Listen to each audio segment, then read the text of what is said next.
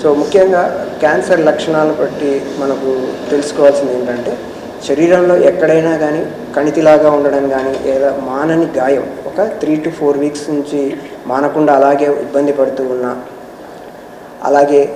ఎక్కడి నుంచైనా కానీ రక్తస్రావం కానీ, రసాలు ఊరటం లాంటివి, అలాగే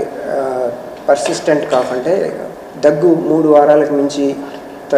తగ్గకుండా ఉంటా ఉంది అని అంటే అవన్నీ మనకి క్యాన్సర్ లక్షణాలు అనేది చూపించుకోవాల్సిన అవసరం ఉంటుంది. అలాగే యూరిన్లో కానీ మోషన్లో కానీ ఎవరికైనా బ్లడ్ పడుతూ ఉంది అని అంటే ఆ శ్రద్ధ చేయకుండా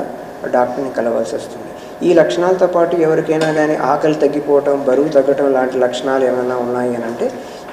ఈ లక్షణాలు గుర్తుపెట్టుకొని ప్రజల్లో ఇట్లాంటి లక్షణాలు ఉన్న వాళ్ళు అశ్రద్ధ చేయకుండా, కాలయాపన చేయకుండా డాక్టర్ని సంప్రదించి